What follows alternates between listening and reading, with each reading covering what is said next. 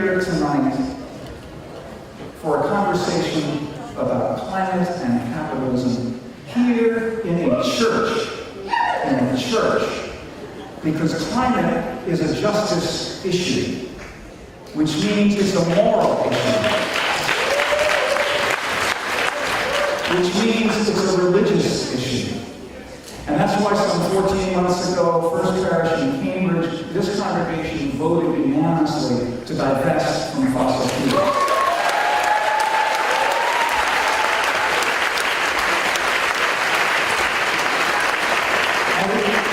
And we are still waiting on Harvard to follow suit. Then last June, the Unitarian Universalist Association voted overwhelmingly to divest from fossil fuels.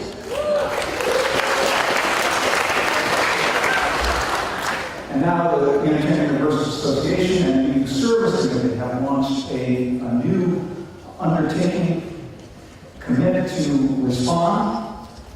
Tim Christopher is helping with that. And that is going to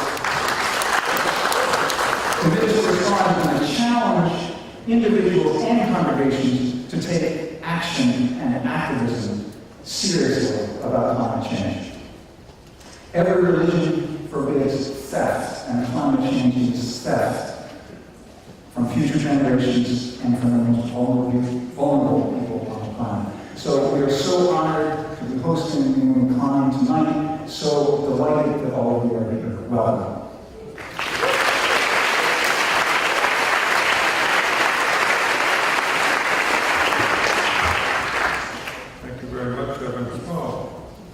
Good evening and welcome to Cambridge Forum. Before the program actually begins, I have a few announcements to make.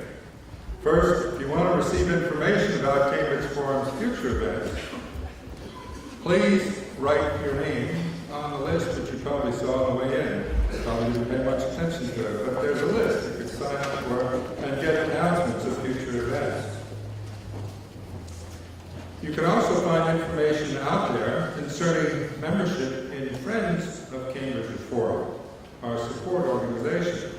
Cambridge Forum has been presenting these free public discussions in Harvard Square for more than 48 years, thanks to the generosity of our friends. This is where you can join the Friends. Thank you very much for all the friends that have made this possible, and particularly this evening for Janet Burns, a member of the Cambridge Forum Board, and the Friends, who has made this particularly possible. There are also several other groups that have information out on the table there, and two of them would like to say a quick word. First, the best Harvard, Ken Hooper.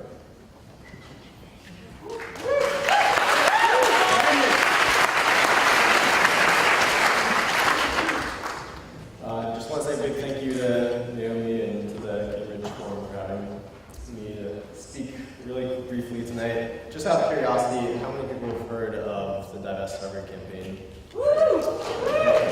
Awesome. Sweet. So some of our work is paying off.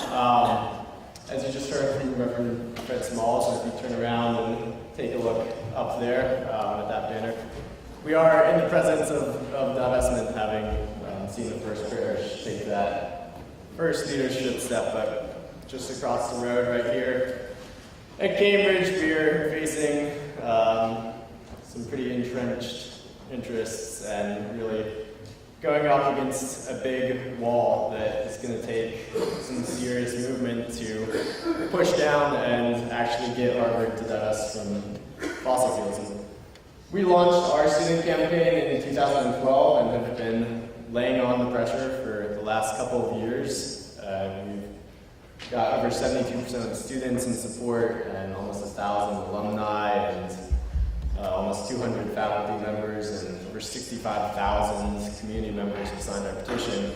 And yet,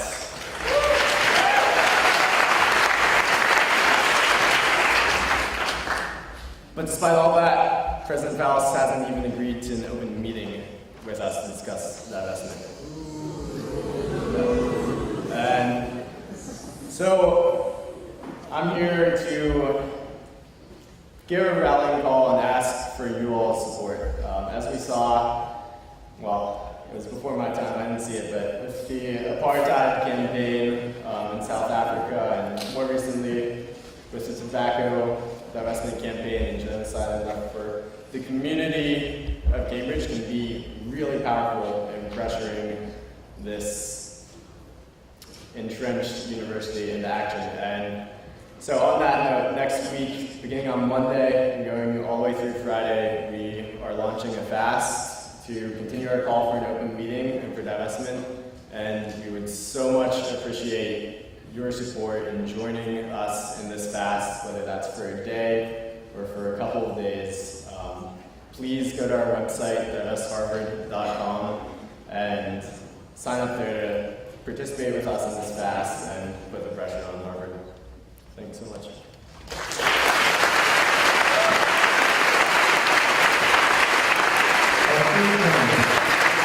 And now, Marlon Markham from Better Future Project.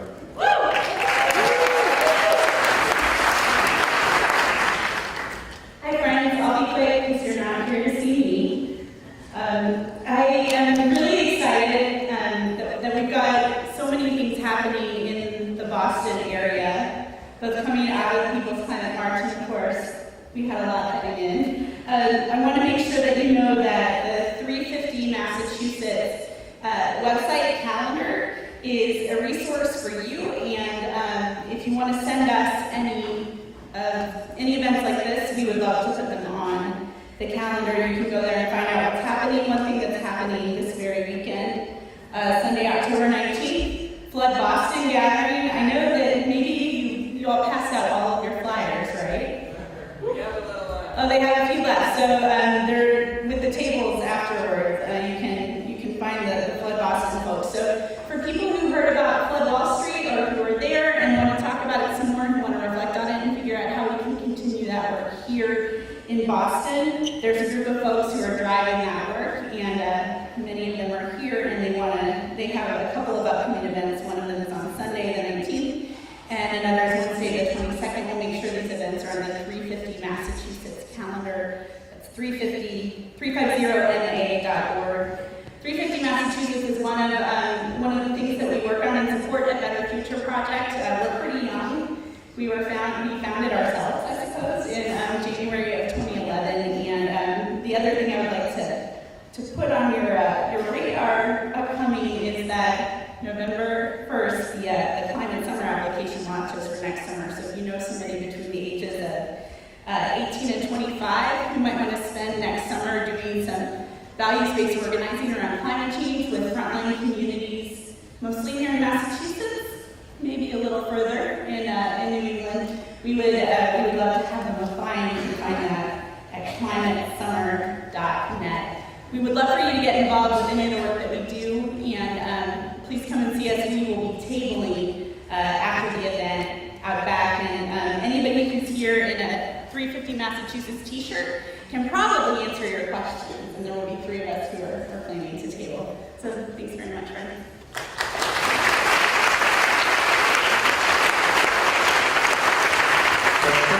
Thank you, Paula. Check out their websites and their residual literature on the table on the way out.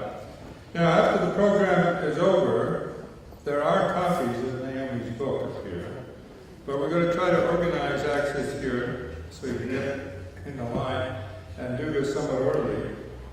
It's not going to be a rubber scrum up here. What we want people to do is actually go around the back and come down that aisle so that there's kind of a line. And anybody in the center, go to the back of the church and around, and same from the right as you came in. The operative aisle will be down over here. And presumably, if we get it organized, we can get a lot of books signed in the time remaining. Naomi Klein has to move on and won't be here forever, so we want to be able to do this efficiently for her. She's willing to sign any other books you may have brought along of hers, but please no posters or cocktail napkins or programs or baby pictures or anything else. Basically, books is what we're looking at here. Now, as many of you may know, and the Cambridge Forum does this on a regular basis, but some of you explain a little bit the protocol.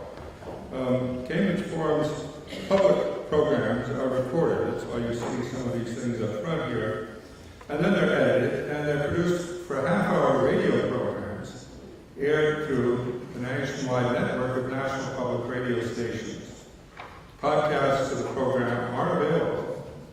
And if you want us to subscribe to the podcast, there's a form at the entryway which you can fill out and put your name on and email address, and you'll get some information about that. In addition, tonight's program is being videotaped by the WGBH Forum Network, as well as the Quincy Public Access Television station and several freelance videographers. Video of the program will be available on YouTube with some reasonable turnaround time. It takes a few days to do this. Because our programs are recorded, however, we would ask you at this point to turn off your cell phones, or buzzers, or beepers, or even your vibrators, or whatever else you got going. We don't want to hear about this stuff on air, neither does the country at large. The whole thing, though, means that we want to record your questions quite deliberately. And for that reason, we ask you to come forward to that mic in the center of the center aisle. By coming forward, you give us permission to use your question eventually, if it makes the cut, as it were. That is, not all do because of the time constraints. Many are called, but few are chosen. So, shall we begin? Welcome to Cambridge Forum, discussing This Changes Everything, Capitalism versus the Climate, with Naomi Klein. I'm Tim Weiskel, a member of the Forum's board, and I'll be your moderator this evening. Naomi Klein has been exploring the interface between environmental degradation and capitalism since her first book, No Logo, appeared in 1999. Her provocative new book, This Changes Everything, argues that carbon is not the ultimate force behind capitalism and climate. The real force is capitalism and its internal dynamics. She provides a far-reaching explanation of why the climate crisis challenges us to abandon the core free market principles of our time. We need, she argues, to restructure the global economy and remake our political systems. Who, after all, benefits from the status quo? How deeply are the current energy corporations embedded in our political economy? How difficult will it be to change this political economy? Naomi Klein is an award-winning journalist, syndicated columnist, and author of the New York Times and international bestseller lists The Shock Doctrine, The Rise of Disaster Capitalism, and No Logo, Taking Aim at Brand Bullies, a book which the New York Times called a movement Bible. That was the movement Bible. This is going to be the library, right? She's a contributing editor to Harper's and a reporter for the Rolling Stone, and writes a regular column for The Nation and The Guardian that is syndicated internationally by the New York Times Syndicate. In 2004, her reporting from Iraq for Harper's won the James Aronson Award for social justice journalism. Additionally, her writing has appeared in the New York Times itself, the Washington Post, Newsweek, the Los Angeles Times, the Globe and Mail, El País, L'Express, and the New Statesman, among many other publications.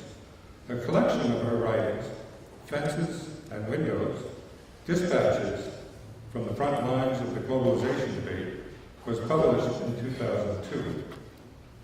Klein is, among other things, also a member of the board of directors of 350.org. Welcome to Cambridge Forum, Naomi Klein.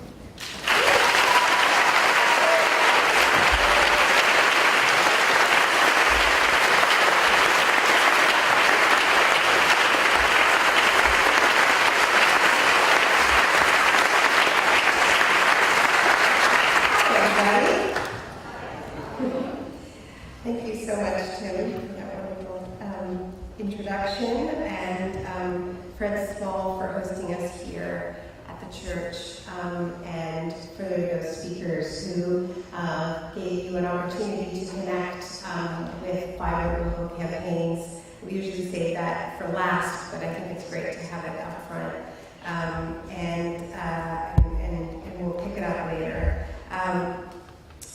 So the book is called This Changes Everything because I feel like it's really important when choosing a book title for the title to be a good place to start the conversation. And I think it's a good place to start the conversation when we're talking about climate in 2014 because there are no non-radical options left on the table when it comes to climate change. This is and by that I mean that if we stay on the road we're on, and this road is often described as business as usual, then our leading climate scientists, as well as some of our most establishment institutions like the World Bank, tell us that we will go directly to a world of 4 to 6 degrees warming above pre-industrial levels. That's Celsius. That's very warm indeed.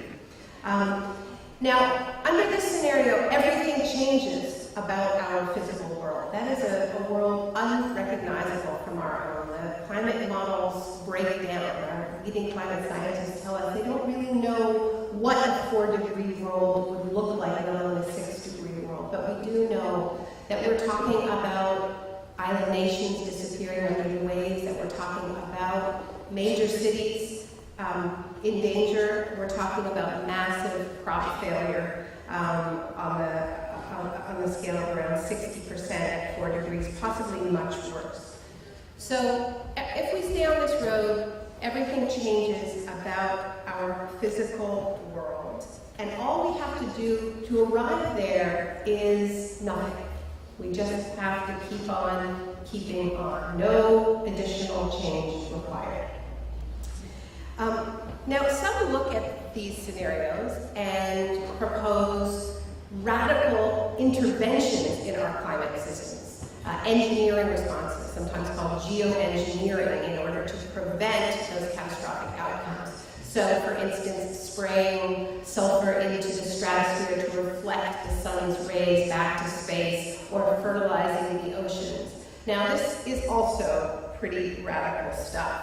But in certain circles, this is considered more serious, more realistic than putting up solar panels for some reason. Now, these are not our only options. It's not too late to have a good shot of preventing either those radical physical changes or those radical engineering changes. But those also involve radical changes, at least by current political standards, changes to our economic and political systems, and the underlying pro-corporate so-called free market ideology that still holds our elites in its thrall. Because that ideology has everything to do with why we have failed and continue to fail to rise to this civilizational challenge. So the argument I make in the book is that there are a lot of theories that try to explain this failure to respond. We have known now for several decades, at least we lost all plausible deniability, and yet emissions have increased since our governments started negotiating to decrease them by 61%. So all kinds of theories have been floated about why this is. Sometimes human nature is blamed, sometimes the United Nations is blamed, and how difficult it is for so many governments to come to agreement. And there's truth in all of these theories, but I don't think any of them adequately explain this failure. And the argument I make is that what we often fail to talk about is something very simple, which is catastrophically bad timing. By which I mean that the climate crisis landed on our laps, on our collective laps, at the worst possible moment in our ideological evolution, and that moment was 1988. That was the year that James Hansen testified on Capitol Hill that he now could say with a high degree of certainty that there was a connection between greenhouse gas emissions and warming. That was the year that the editors of Time magazine, when it came to choosing their man of the year, it was still a man at that time, decided to put planet Earth on the cover. Planet of the year, our planet in peril. So that was reflected the fact that people's attention was focused on this crisis, and that momentum led to the Rio Earth Summit in 1992, the signing of the UN Climate Convention, the creation of the Intergovernmental Panel on Climate Change in 1988. So, what else was going on in this time period? And this is what I look at. So, 1988 was the year that Canada and the US signed the first free trade deal that later was extended to form the North American Free Trade Agreement, NAFTA, which became the prototype for all of these free trade deals that we're still dealing with, like the Trans-Pacific Partnership and the whole alphabet soup that they continue to throw at us. It was the year before the Berlin Wall collapsed. It was the moment that Francis Fukuyama declared history over. It was the triumphant moment in the ideological project that in most parts of the world is called neoliberalism. Now, we here call it free market ideology, or just the Republican Party, or the Cato Institute. I mean, it goes by many names, but we're all familiar with the core tenet of this project, which basically holds that the role of government is to unleash the awesome power of the market and just get out of the way as much as possible. And this is accomplished through a few familiar pillars, like the auctioning off, the privatization of the public sphere, the deregulation of the corporate sphere when they want it, and the hyper-regulation in terms of protecting intellectual property rights and so on. The cuts to corporate taxes and taxes for the rich, paid for with deep cuts to social spending, all locked in under those corporate free trade deals. Now, in this country, this ideological project led directly to the deregulation of the banking sector that caused the financial crisis in 2008, to the hollowing out of the manufacturing sector, to the Clinton-era attacks on welfare and other so-called entitlement programs, to rising education costs and heavy debt loads. Far less understood is that this ideological project also made it inevitable that we would fail to rise to the challenge of climate change in this period. And the reason for this, in retrospect, is obvious, because climate change is the very essence of a collective problem crossing all national boundaries. It therefore demands unprecedented collective action, and yet it hit us at a time when Margaret Thatcher was telling us that there was no such thing as society, that we were simply a collection of individuals and family units. And we have a political elite that, as I said, remains in the grip of this ideology that cannot imagine taking bold action for the collective good, even with stakes as high as these. So even with every major scientific organization warning, as they are, that we are headed towards catastrophe, even when you have John Kerry describing climate change as a weapon of mass destruction, the solution again and again is, well, let's create a market mechanism, right? Let's find a way for the market to solve this for us, which is a very particular ideological lens through which to see this crisis. You know, sometimes I get accused of politicizing the climate debate by talking about capitalism, but the truth is the way we have responded to climate change over these 2.5 decades has been highly political and highly ideological. It's just that because it has fit within the confines of the dominant ideology, it's easier, it's harder to see. So it's extremely political and highly ideological to create an emission trading scheme to deal with carbon instead of regulating. And yet that is what was done at the United Nations and when Kyoto was negotiated under pressure from the US, which then didn't sign the Kyoto Agreement. It's highly ideological for big green groups to dole out shopping advice in response to a collective crisis and say it's about changing your light bulbs and switching to a hybrid as opposed to joining a mass movement. That is highly political and highly ideological. So I'm going to be talking specifically about how this kind of market supremacist logic clashes with what we have to do to rise to the climate moment. And how we cannot avoid engaging in a true battle of ideas about what values and core principles should govern our societies. And this is the debate we've been trying to dodge by trying to force climate into this non-threatening market-based system. But before I do that, I want to speak a little bit about power. Now, most mainstream discussion about why we have failed to deal with climate change blames public indifference, blames public apathy. And I've been told this several times as I've been touring with the book, talking to journalists, is this idea that the reason why politicians aren't acting is because politicians are governed by electoral cycles, and they aren't getting a message from voters that this is a priority for them. So people may say they care about climate change, but if asked to rank it, it will come in almost reliably last after almost every other issue. In other words, this isn't the issue that the majority of even liberals will vote over. Indeed, on the right side of the political spectrum, there's much more passion about climate change, but the passion is about denying its reality, as you well know. Okay. Now, the problem with this is that on the other side of the other side of the debate, you have highly motivated actors, not just those sort of hard right deniers, but the fossil fuel companies that have poured a lot of money into that movement. These are forces that stand to lose trillions in so-called stranded assets if our governments decide to take climate change seriously and decide to live up to the 2-degree temperature target that they set in Copenhagen in 2009. So faced with the loss of these enormous profits, this industry fights to win. They fight like they mean it. They fight with passion, dare I say creativity.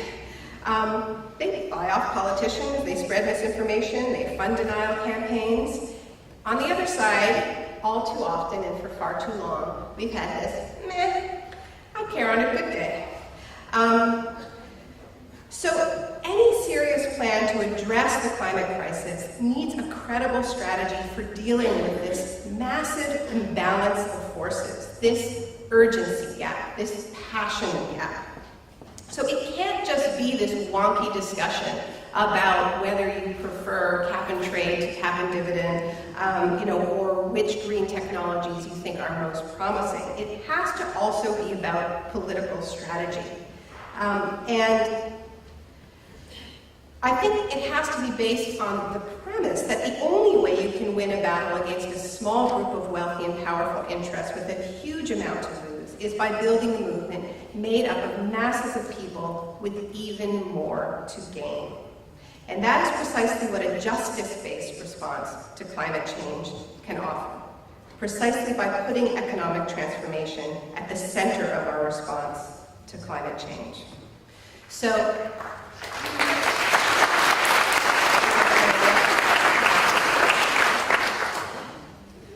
I want to drill down a little bit here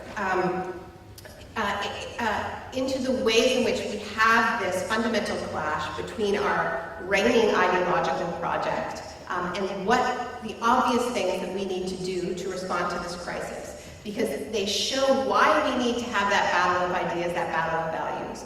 And they also show how we can build that transformative movement, that justice-based movement, that counterpower, okay? So, the most obvious way that responding to climate change clashes with this project is austerity, right? We live in a time when our governments are constantly cutting back. Now, what we need to do to get off fossil fuels in the very little time that we have left is we need to invest massively in the public sphere. We need to invest massively in the public sphere to build public transit that everybody can afford, which, by the way, may mean it's not profitable. Free public transit is not very profitable. We need to roll out dramatic energy transitions. The technology is there. We now have fantastic research out of Stanford University that says that the technology is there, the economics are there for us to move to 100% renewable energy by 2030. We can do it, but it requires huge public investments. And we also need to invest in the public sphere to protect ourselves from the heavy weather that we've already locked in, because we are no longer talking about preventing climate change. Climate change is here, it's going to worsen. We're talking about preventing catastrophic climate change. But the heavy weather is already hitting us, and we already have had many glimpses of this, of what it looks like when you have a collision between heavy weather and weak and neglected public infrastructure. Hurricane Katrina, this is how I begin and end my last book, The Shock Doctrine, you have a storm that actually, by the time it hit New Orleans, had been downgraded. It wasn't even that strong by the time Katrina hit New Orleans. It had been downgraded to a tropical storm. And it hits the levee system that has been systematically neglected, warnings ignored. So you have that collision, the levees break, the city floods. But that's not even the most serious collision between the neglected public sphere and heavy weather, because the real collision happens when it turns out that FEMA can't find New Orleans for 5 days and abandons the people of that city on their rooftops holding signs that said help in the Superdome. If you had money, you could get into your car, drive out of the city, check into a hotel, and call your insurance broker. If you depended on a public sector, a public sphere, to have an evacuation plan, to have some sort of role taking care of the public, you were out of luck. You were literally abandoned. And we saw something similar during Hurricane Sandy, where there was such a division, and let's be honest, these divisions break down not just along class lines, but along race lines, because in this country, everything about class is about race. And you have this huge divide between people with resources and people in New York, and people who were in public housing and depended on the state, and were living in public housing projects that had been neglected for decades, and they were abandoned once again in darkened multi-story housing projects for, in some cases, weeks. So one thing that can happen in these moments is that they can be a wake-up call, and they can be a wake-up call about the logic of austerity itself. Now, so far, this has only happened in glimpses, in moments. I always remember, and I quoted him in The Shock Doctrine, Jonah Goldberg, very right-wing columnist, had this sort of little ideological breakdown during Hurricane Katrina, going, when disaster strikes, you want big government to ride to the rescue. All these guys have been systematically railing against big government. We're like, where's the government when you need it? So I just came back from launching the book in the UK, and there they had a very powerful example of this, where they had historic flooding this past winter. I'm sure many of you saw the footage. And once again, you had this collision, because it turned out that David Cameron and his austerity-crazed government had, despite the warnings from climate scientists saying that the way in which climate change is going to, and is already playing out in the UK, is with increased precipitation and more flooding, Cameron had cut back the environmental agency, which is responsible for dealing with flooding. He had laid off more than 1,000 workers. Another 1,700 workers' jobs were on the chopping block. Hundreds of flood defense programs had been cut back. And suddenly, people are going, wait a minute, where's the government? And this gets ugly. This is what's really important to understand.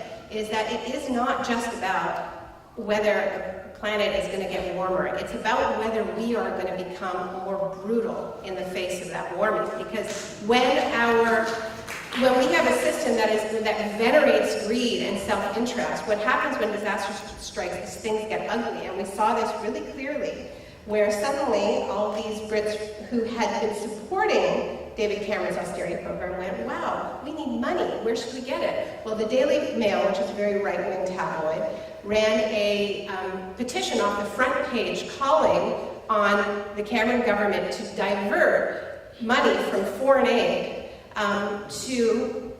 to their local flood victims. Why are we spending money helping Bangladesh when we have flooding right here? So this is pretty rich, coming from the country that has been burning fossil fuels longer than any other country in the world and invented the steam engine. But this is why we have to be talking about shifting our values. Because if we allow these values to dominate our societies, they are going to dominate the way we respond to this crisis. So, the good news is that this is the best argument for massive investments in the public sphere that progressive movements have ever had. They will create huge numbers of well-paying, unionized jobs if we want them to. And it can revitalize moribund manufacturing sectors and bring services to the most underserved communities in the country, services that deliver real improvements in quality of life. And there's a really great local example here where one of the most visionary environmental justice groups in the country is ACE, Alternatives for Community.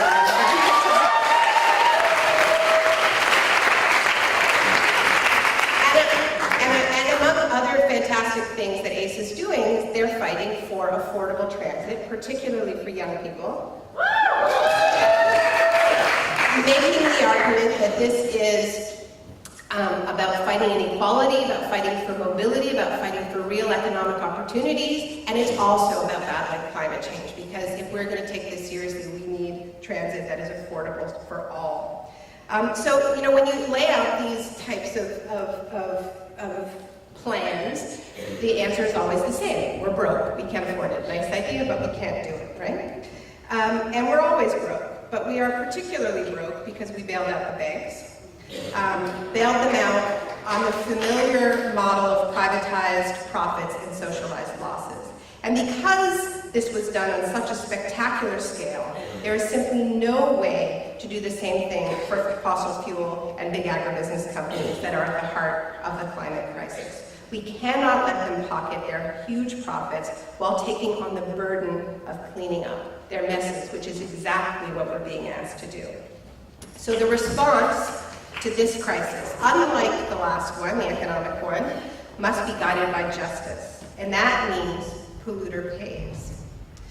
So there's all kinds of methods that we can get the polluter to pay. And by polluter, I don't just mean the fossil fuel companies, I mean all of us super consumers out there that are using up more atmospheric space than we should be. And so this ranges from everything from increasing royalties at the point of extraction to luxury taxes to taxing financial transaction, up into and including nationalizing these companies if they don't cooperate.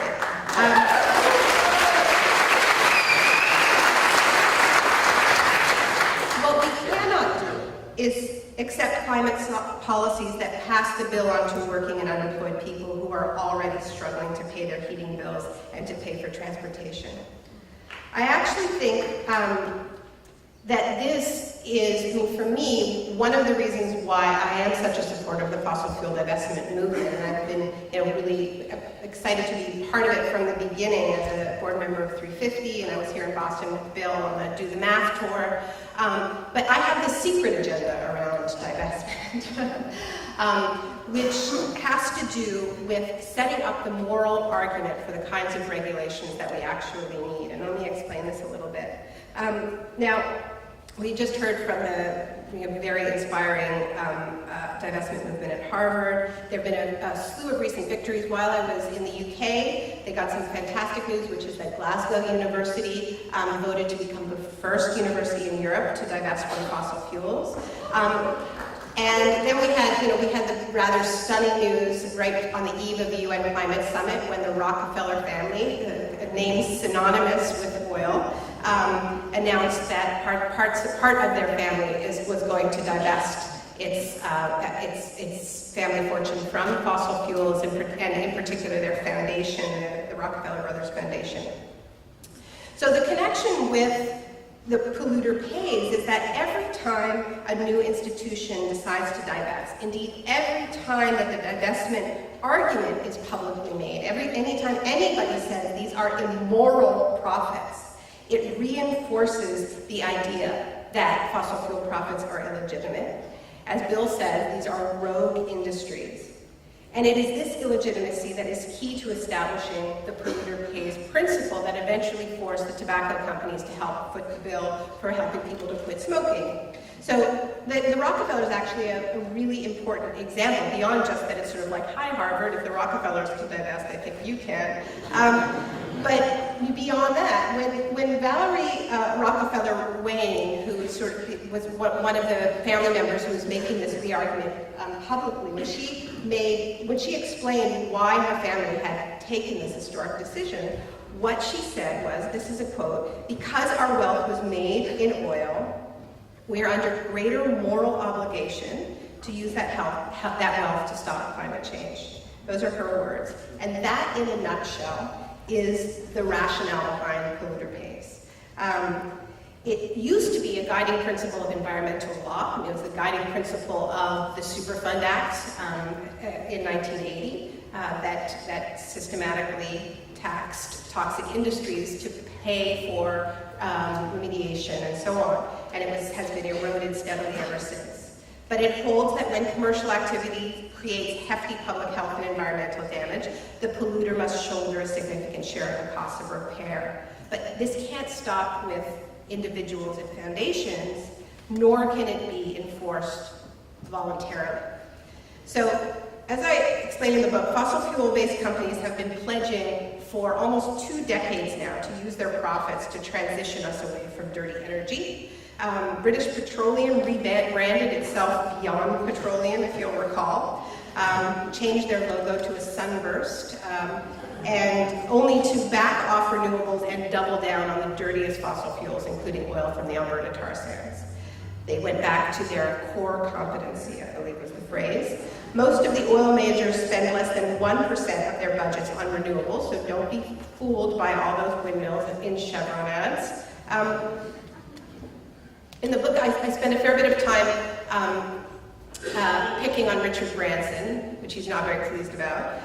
But I do this for a very specific reason. In 2006, Richard Branson, CEO of Virgin, made this very splashy announcement at the Clinton Global Initiative, where he said that he had seen the climate light. Al Gore visited his house and personally showed him the PowerPoint presentation.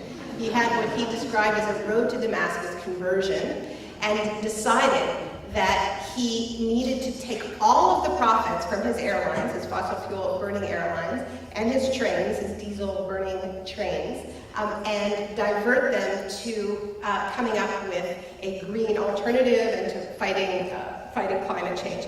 He pledged to spend $3 billion over 10 years, a huge amount of money, and obviously he hasn't done it.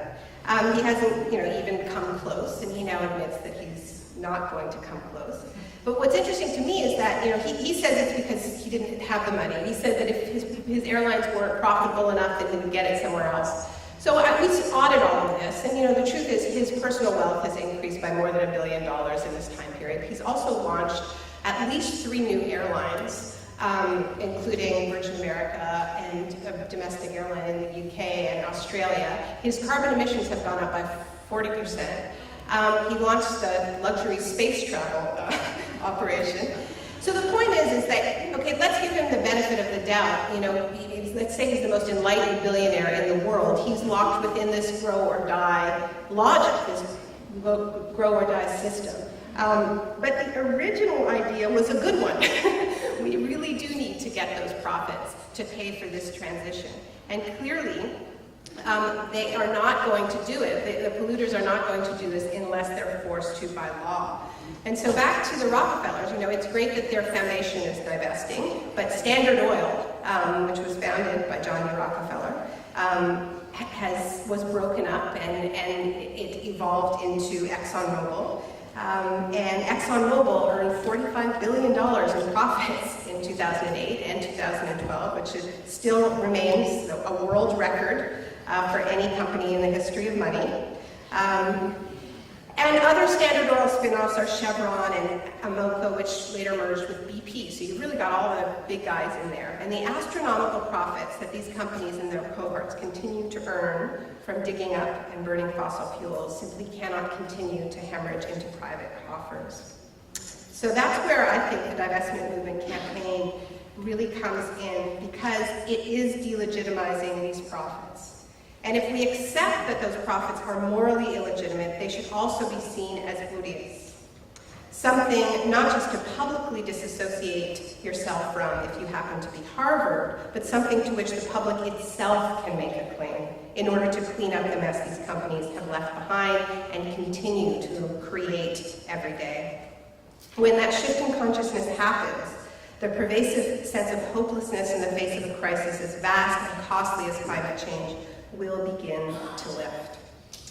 So we've seen how, in order to deal with this crisis, we're going to have to deal with inequality. We're going to have to have a progressive taxation system. We're going to have to invest in the public sphere and challenge the logic of austerity. There are also a lot of other examples I go into, and we can go into them more in the discussion period. But what, many of you have heard about Germany's quite spectacular transition to renewable energy. It's incomplete, it's imperfect. Nonetheless, it's worth celebrating that in a decade and a half, they've gone from having 6% of their electricity system come from renewable energy to having 25%.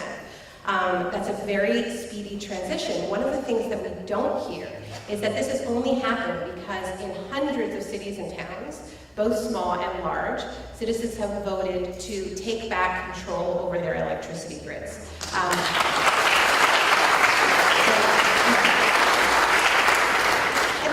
This is sometimes called remunicipalization. Essentially, it's reversing the privatizations that took place, many of them in the 1990s, when it was so fashionable for governments to sell off their public assets. And this is starting to happen in North America. Boulder has had a couple of successful referendums to take back control over their electricity grid as well. So, listening to this, it might be tempting to think that all we need to do is return to a kind of pre-1980s, pre-Thatcher, pre-Reagan, Keynesian model, mixed economy, less privatized, more regulated form of capitalism. And I think if it was 1990 or 1995, we might be able to respond to the crisis in that way. But here's the thing.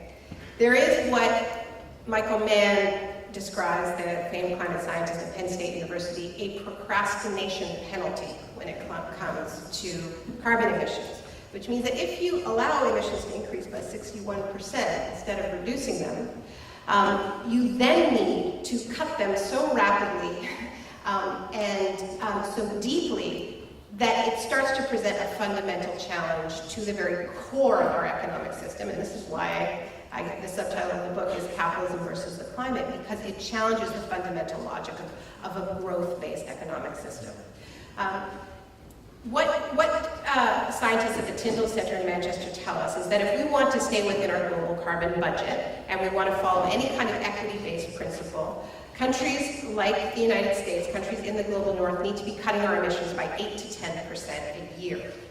That cannot be done within a system based on pursuing continual economic growth. That doesn't mean that there will be years when the economy might grow, but it will be a very different kind of economy than the one we have right now. It has to be a strategic economy, a deliberate economy, an economy where we decide which parts are going to grow and which parts are going to contract. Obviously, there are parts of our economy that must grow as we roll out this renewable energy transition. And there are parts of our economy that are already low carbon, like We need more doctors, we need more teachers, we need more artists. These are all low-carbon professions already. But we do need to contract the parts of our economy that are based on exhausting finite resources and mindless consumption. And this is where I think we start talking about something much deeper than really just a conflict with unfettered capitalism. We really are talking about a civilizational shift away from an extractivist mentality, a new paradigm, or an old paradigm, more accurately, where we no longer relate to the earth as conquerors. We no longer have an energy system built on sacrifice zones. And we challenge this idea that we can endlessly dominate nature, because that, I think, is at the core of this crisis, even more than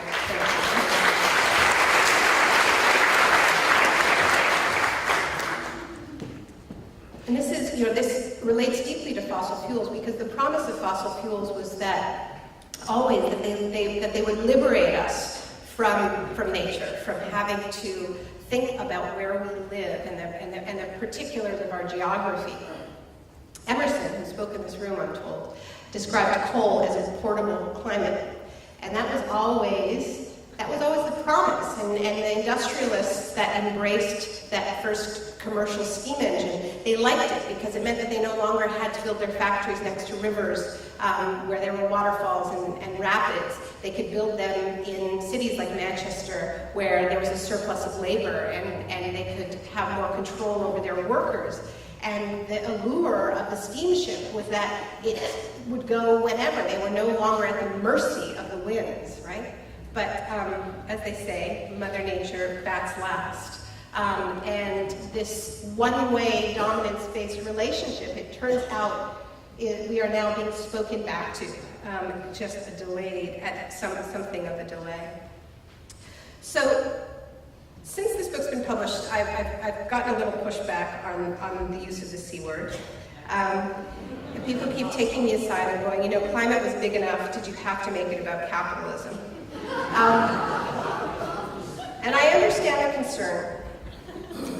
But here's what we need to remember. It's not like we're talking about an economy that is working beautifully except for the small matter of rising sea levels. We're talking about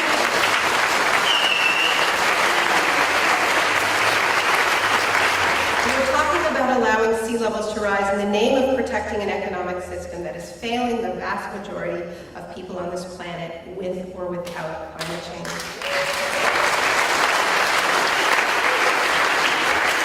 Naming the system of unfettered greed as the problem actually makes climate change a lighter lift, because while a lot of people aren't so sure climate change is their number one priority, a majority of them know all too well that the economy is not working for them.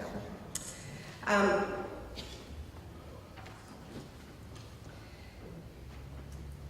just going to skip ahead a little bit. This is big, it is true. But the thing about a crisis this big, this all-encompassing, is that it changes everything. It changes what we can do and what we can hope for, what we can demand from ourselves and our leaders.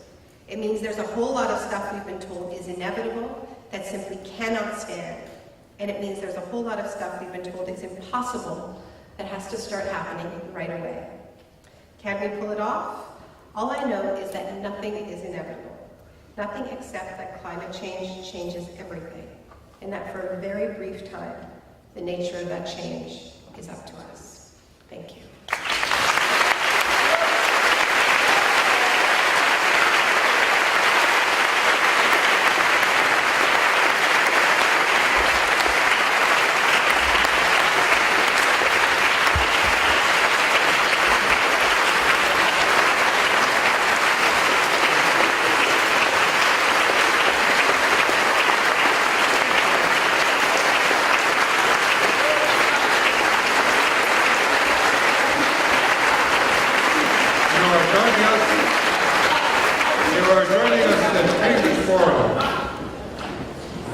Listening to Naomi Klein discussing her book, This Changes Everything, Capitalism and the Climate. Those of you who have questions can start lining up at the center microphone, and I will ask perhaps the first one.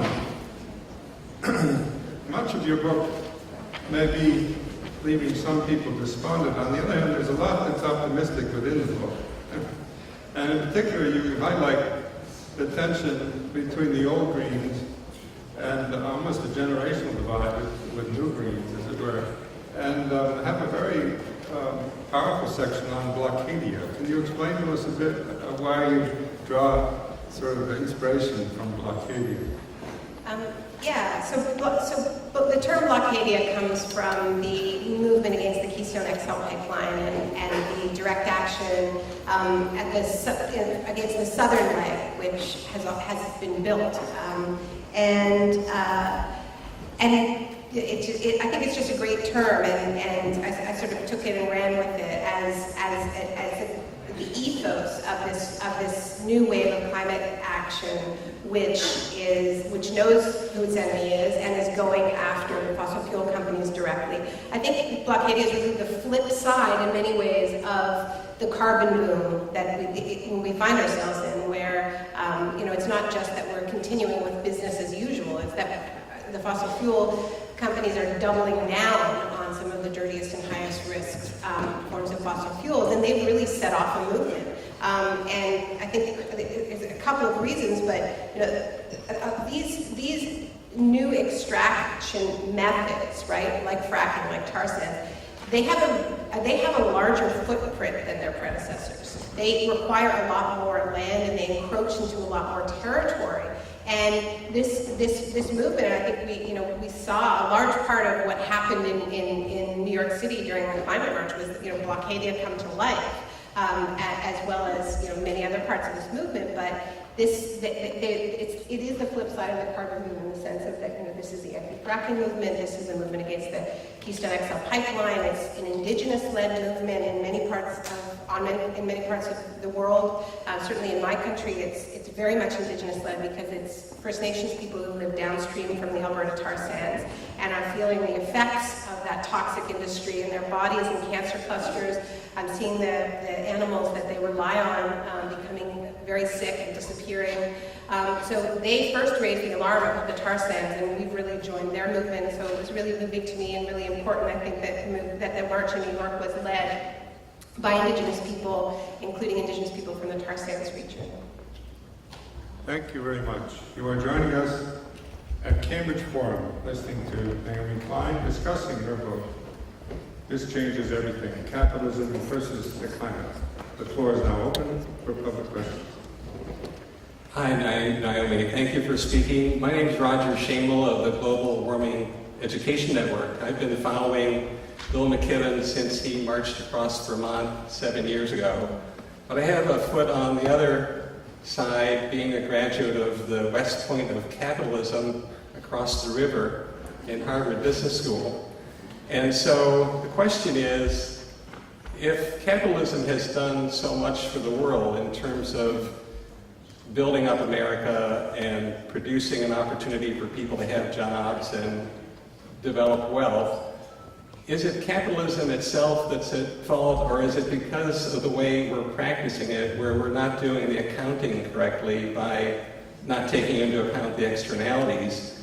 And could we, with some help from government perhaps, take those externalities into account and allow capitalism to continue to do good in terms of helping us solve this problem? All right, be nice, everybody. This is a church. Behave yourself.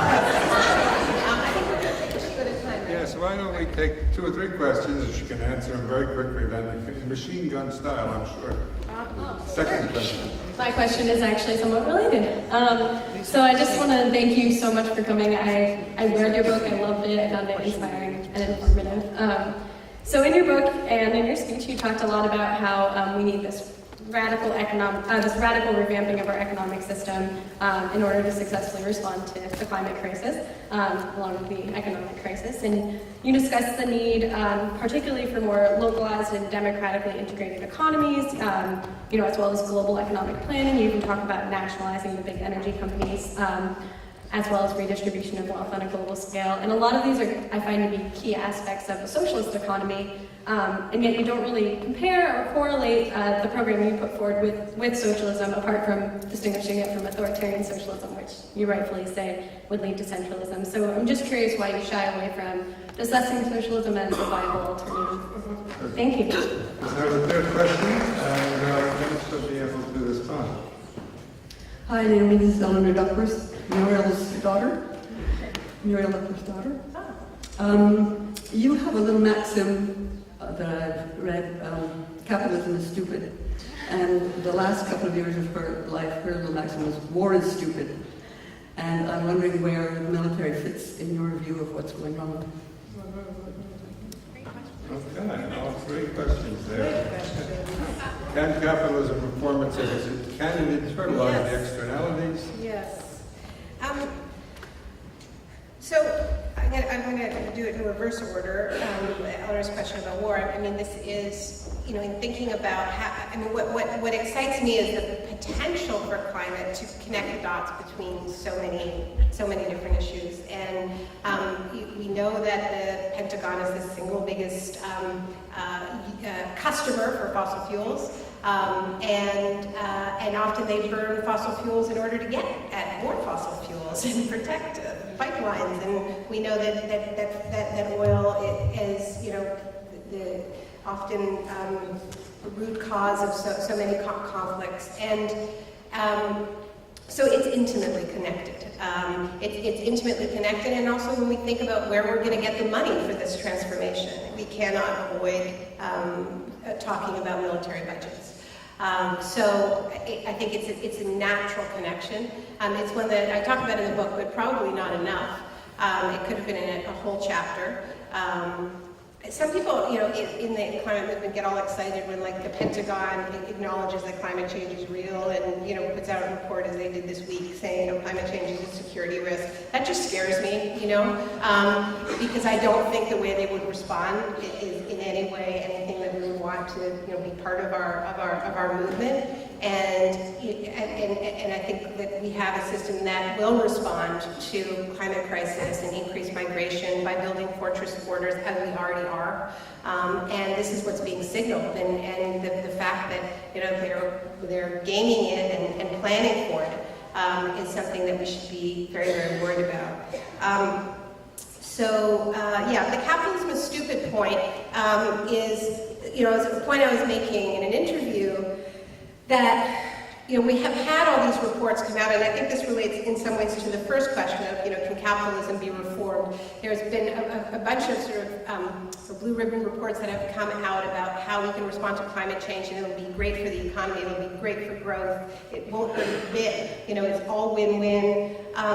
And the truth is that we have an economic system that does not think strategically in that way. There is no central committee going like, yes, longer term it makes sense for us to prevent climate change than to destroy everything, including the economy.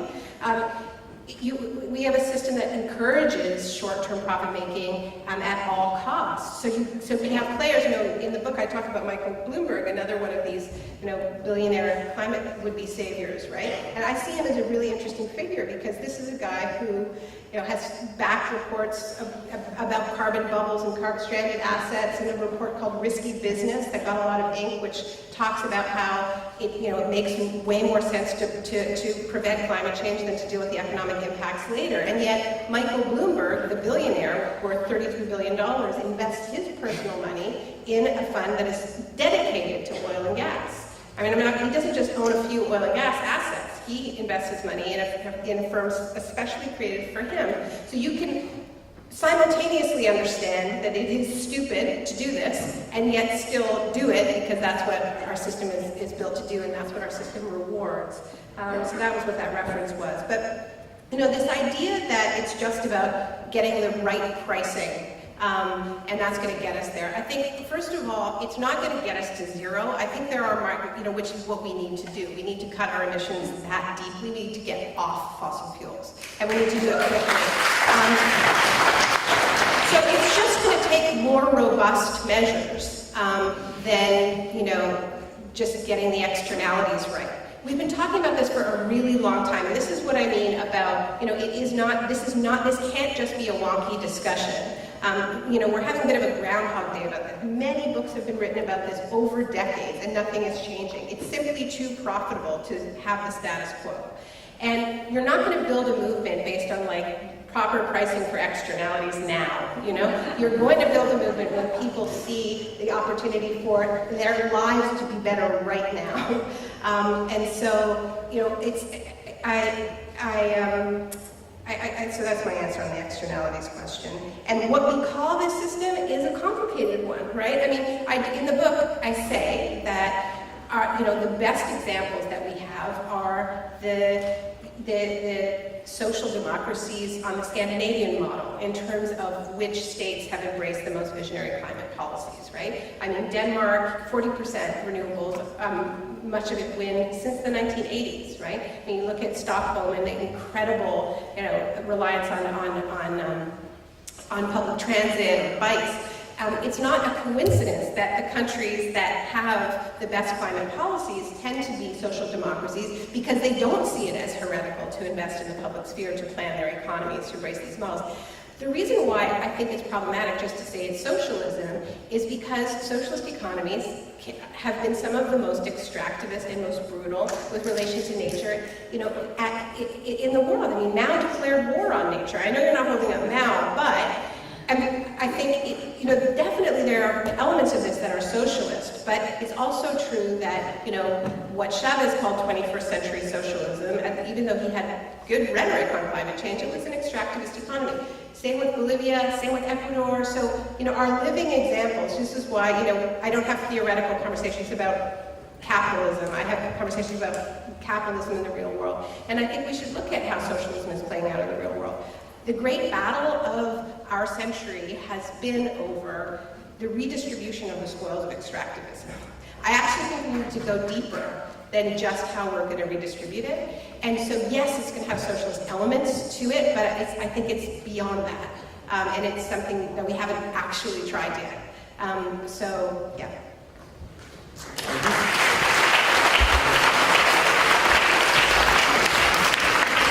I think there was a third question before about. No, I got it all. Oh, okay.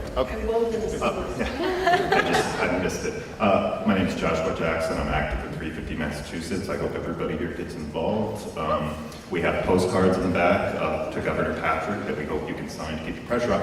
But yeah, quickly, the 350.org, that's in the name of the organization for which you're board for, refers to a CO2 concentration stabilization target.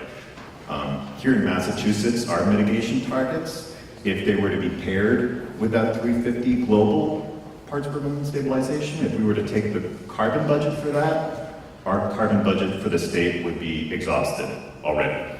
So obviously our state's climate policy is inadequate if we want to have a climate stable future.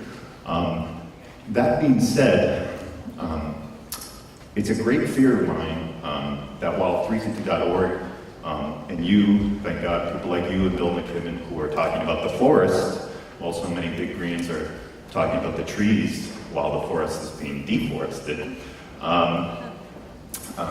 While you're presenting that big picture, I'm afraid when you call in the book when you say only a mass movement can say this, and that we need to break the rules, you actually point to social movements in the past, like the labor movement, the anti-colonial struggle movements, that historically were not characterized by what I would call necessarily a peasant model of social change, which is to get 300,000 people together in New York City on a Sunday afternoon. And did you say pleasant or peasant? Peasant. And I was at the march. I totally support the march, just as I totally supported Occupy. But the point is, to make the kind of fundamental social changes that you and so many of us know we need, I really do think it requires a commitment to a kind of political organization. I'm saying this as an anarchist, by the way. A commitment to a kind of political organization that the American left has really dismissed over the last 30 or 40 years. Organization based on membership dues, an organization based on democratic structures, an organization based on personal commitment democratic power. And So is your question, we're in that organization? yeah, my question is, why has 350.org, you send out a survey asking what the movement thinks we should be doing. I feel like the movement itself in an organization Okay. collectively should be So decided. include other questions as well? Yeah. Thanks. I think we got your question there, sir. Okay, hi. I'm Cole Harrison with Mass Peace Action. You made the point that the current economic system is not working for many people. And among those people are the people in the developing world. And I understand that even if the developed world gets off of carbon, then we will still have irreversible climate change if the developing world industrializes in a dirty way. So therefore it's going to cost money that the developed world has to pay to the underdeveloped world to create a global green transition. How's this going to come about? Very good. Third question. Hi, Naomi. My name is Wes Nickerson. I'm from the Green Rainbow Party of Massachusetts, the Massachusetts affiliate of the Green Party nationally and internationally. So the question I have is related to politics, electoral politics, and I understand that organizations like 350.org, the Better Future Project, and organizations like that are decidedly apolitical. In other words, they don't take positions on electoral politics because of their 501c3 status. What I'm concerned about is the entrenchment of power and within the world, and both the Democratic Party and the Republican Party are controlled by elites in the world. Supporting either major party perpetuates business as usual. What we ended up with by voting for Obama is drill baby drill, even though it's called all of the above. So what I'm concerned about is when people like you are in positions of influence, you're speaking in front of us, and people are listening. And what I would like for you to do is take a position, an electoral position on candidates such as Howie Hawkins in New York, and our candidates who are running in Massachusetts. Okay, well that's very good. Thank you. Thank you. Let's approach those. Okay. Good questions, everyone. So I'll start with the most recent. Here's the thing. There's people like me, I guess, who speak to rooms full of people, and then there's 350, these are different issues. I'm on the board of 350. I have some influence on the board, but I don't represent the organization in that way.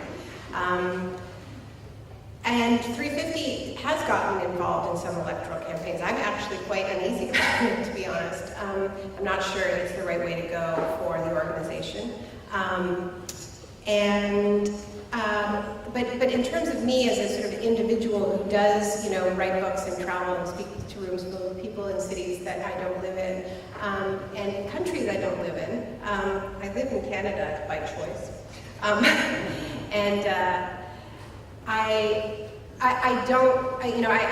don't tell people who to vote for. I get involved in politics where I live. I get involved in politics in my city and in my country, and I meddle in all kinds of elections. But I don't live in the United States. And I think if there were a candidate for president who I felt really passionately about, a third-party candidate, I have in the past gotten involved.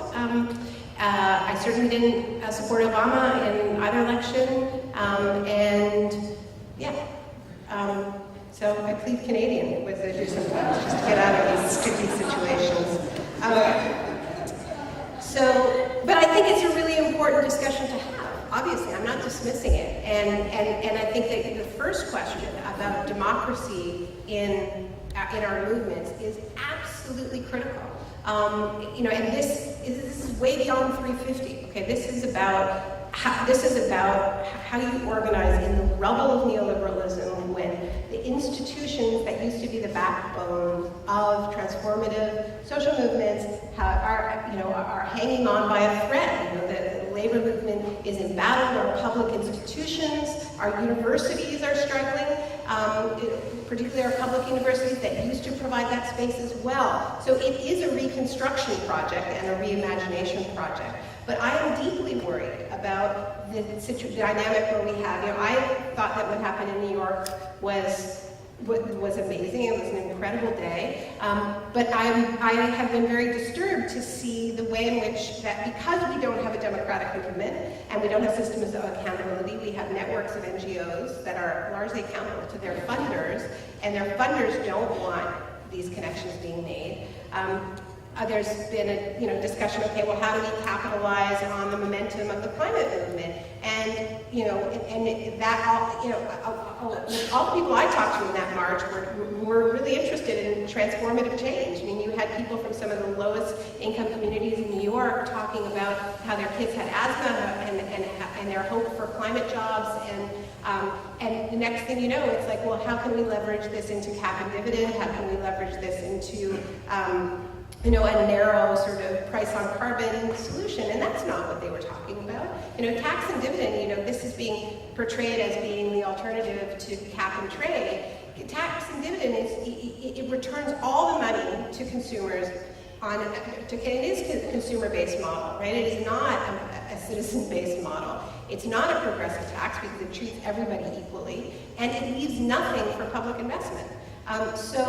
But there are no lines of communication between the people on the street who built that pressure that then allows different NGOs to go in and negotiate and use their political access. And I think it's a crisis. It's a real crisis. And democratizing our movements is, I think, it's the most pressing discussion that needs to happen, in this country on, the left of progressive movements. How we establish those networks of accountability.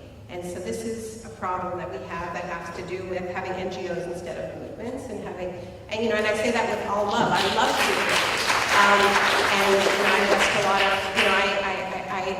I think it's a great NGO, but there are limits to that model. I agree with you. And so the question about the global carbon budget is a very, very good one. And I say in the book that what actually brought me to this issue was first hearing the argument for climate debt from Bolivia's trade negotiator, Angelica Navarro, and she laid out this vision for how, if we take climate change seriously, it could be the basis for a Marshall Plan for planet Earth.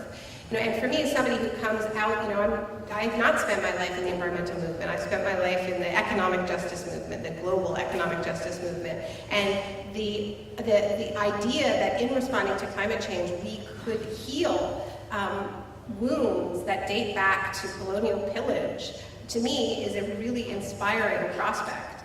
And hearing this argument from Bolivia in particular, which is the most extracted country on earth, this is sort of the basis of the open veins of Latin America that Eduardo Galeano wrote about. That the way we respond could transfer wealth, could transfer technology. That is what's exciting. So where do we get the money? I think this is in the same place that I talked about earlier. There are good proposals for a global financial transaction tax, to create a global green fund. But it is going to have to be justice-based, and it is going to mean higher taxes for the wealthier people in our countries, which probably includes most people in this room. Yes, you will have to pay higher taxes, and that will help fund this transition, not just in this country, but around the world.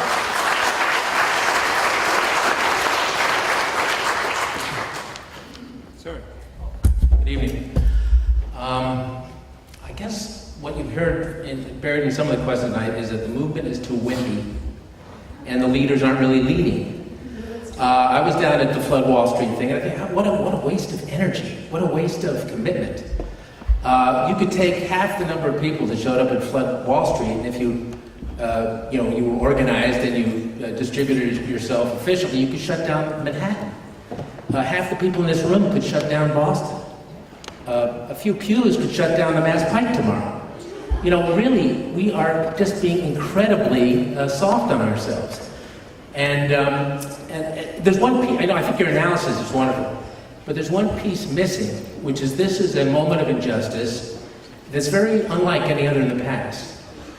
We are all oppressors, and we are all victims of this. We can't just talk about the corporations, we have to talk our own collective addiction to these fossil fuels. The defense of the fossil fuel industry is people want it, people will buy it. And so we have to do something to break that connection between the corporations and the consumers. We can't get at the corporations. We have to, I'm afraid, get in the face of our fellow citizens. And that's what it's going to take. We are the enemy. We are the enemy. The roads we drive on to work are the weak link. And the good news is this infrastructure that's causing this global disaster is incredibly fragile. Incredibly fragile. Gas stations, automobiles, turnpikes, railroads. Would you help me overturn a couple cars on Church Street after the forum? Probably not. The question raises a very interesting dilemma that in fact is likely to become more pronounced in the coming months. On the corner. Thank you, Waiting sir. on the corner for everybody who wants to help vandalize the car. Thank you, sir. The problem is this. As you probably noticed, Naomi, in the last few days, and in fact weeks, the price of oil has actually dropped. And as we succeed in moving off of fossil fuels, the price is likely to drop even more. Now, the coming crunch is this. How are we going to develop a rationale for people not to use cheaper and cheaper fossil fuels at precisely the time they should be moving towards renewables, when those are the most available for the poorest in the community? It's a huge, in another time I suppose we would have called it one of the contradictions of late capitalism, but it may not be that way for capitalism if that is given, in a sense, a new impulse to extend cheap fossil fuels. For example, if we take the implication of that for agriculture, there's actually going to be a glut of food. In fact, food prices have fallen recently because petroleum prices have fallen. And the result is that the rationale for an increased petro-intensive agriculture, a la Monsanto and like, has been forwarded as a way to move forward. And in a way, the connection, the question is, how does this relate to the shock doctrine? Her book, Shock Doctrine, drew our attention to the fact that it was shocks that had the capacity to enable well-organized corporations to capture the issue. This is the problem in climate. Well, and it's also the problem with leaving this to the market. I mean, I think that what this shows is the market is volatile, and it's a very, very unreliable partner in our transition. And but you know, I have to strongly disagree with this idea that we are all sort of equally guilty and we are the enemy. I don't think that most people hate filling up their cars. That's not what I said. That's not what I said. Please. What I said was.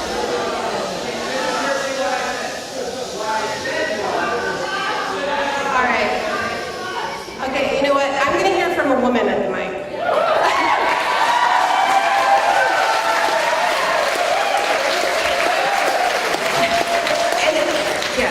It makes me really nervous about asking my question, but it sort of piggybacks on what you were speaking about before in terms of the developed world and, quote, undeveloped, and sort of definitely renewable energy is a wonderful way to go, but I definitely see a bit of a contradiction in this idea of, you know, a lot of solar panels, which can be water intensive and require raw materials, and a concern that I have is that the extractive relationship, if we are so concerned about, you know, climate change, and the way we are going to do it is through this green development. And I'm concerned that the extractive relationships will be reinscribed with developing nations and, you know, sources of these materials. And I was just wondering you see that as a contradiction? Is it a contradiction we can live with? I suppose if we're dismantling capitalism, then that's something that would be overcome.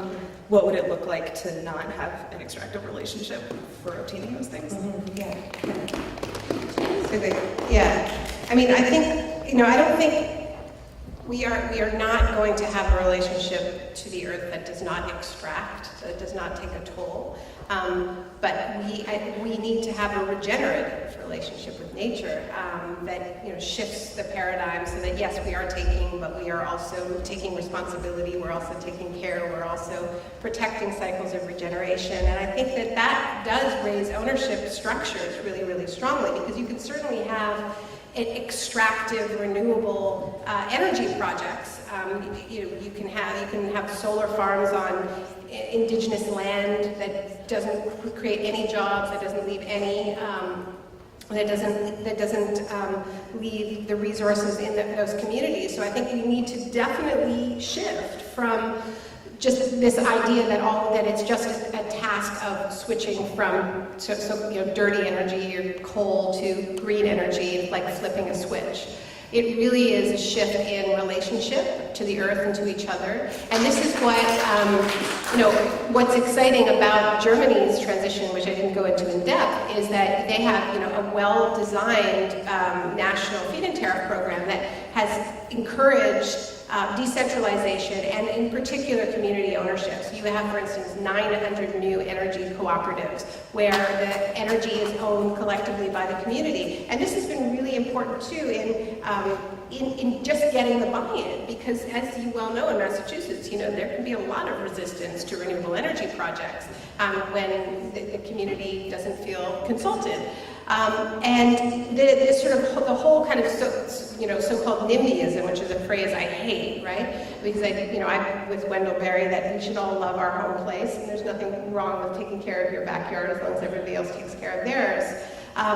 But when you have these systems of community ownership over renewable energy, which they have in Denmark to a large extent, which they have in Germany as well, although it's under threat, that the whole NIMBY problem basically disappears. People want the projects in their communities because they're able to keep the resources in their communities to spend on other social programs. And that sense of collective ownership, I think, also makes us better stewards, better caretakers. And I don't think it's going to be perfect. And yeah, we're going to exhaust resources. There's a whole hell of a lot of us, but we can do it much better than we're doing it right now. But everything has a cost. But I think sometimes we use that as a cop-out. Like everything has a cost, nothing's perfect, so we may as well have an incredibly high-risk nuclear power plant, right? And I think there are different scales of risk. And I think, to quote Wendell again, that there is an appropriate scale for risk. And we need to be taking more appropriately scaled risks instead of upping the ante again and again. Thank you very much, Naomi Klein. We're going to have to move on. You've been joining us at Cambridge Forum, co-sponsored by the First Parish Church, Unitarian Universalist, the Lowell Institute, and the Friends of Cambridge Forum.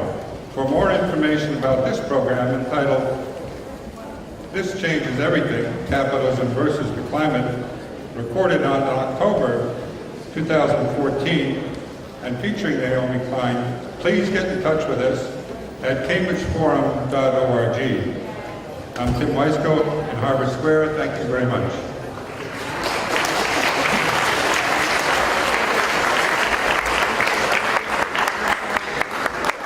Right. Now, those of you who want, line up and come down that aisle.